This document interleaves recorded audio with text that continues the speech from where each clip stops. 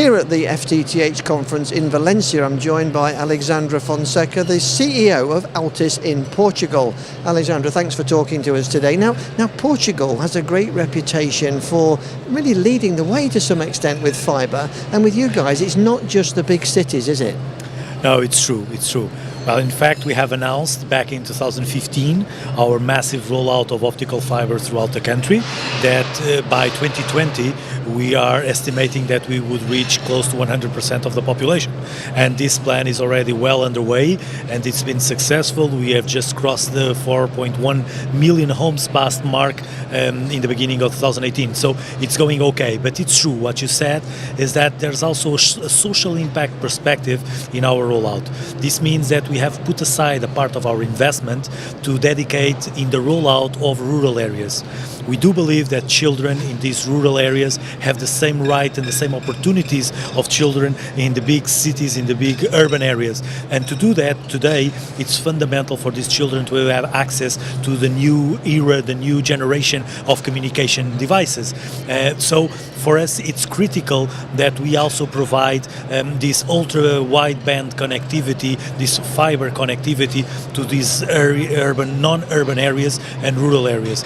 And this is in fact a part also of our strategy, because we have decided this year that we want to continue to be the driving force of the Portuguese economy, but also in the center of the social responsibility of everything that goes on in the country. And this fiber rollout is also an important part with this example that we are providing. We are now present in, I would say, most of the municipalities in the country, including the islands of Madeira and Azores, which are ultra-peripheral areas, and we are deploying optical fiber there as well.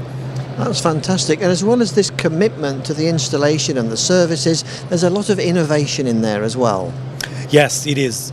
We have laid down in Portugal in 2015, as soon as Altice acquired Portugal Telecom, we have set down in Portugal our research and development facilities for the whole group.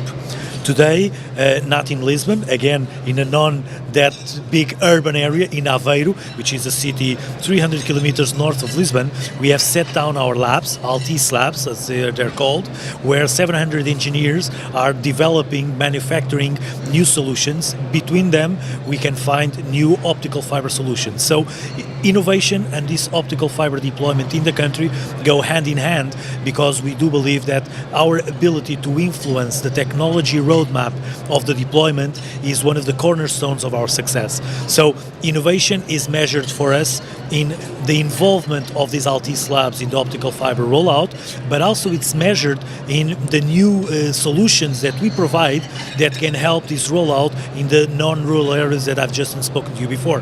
Because sometimes it's not easy for a massive rollout to get to a city with 2,000 inhabitants or 1,000 inhabitants. And innovation is also being able to, on a profitable way, to continue to invest and to roll out fiber on these small cities as well. And in turn, I guess that leads to possibly new services and solutions that have not been able to be available before. Absolutely.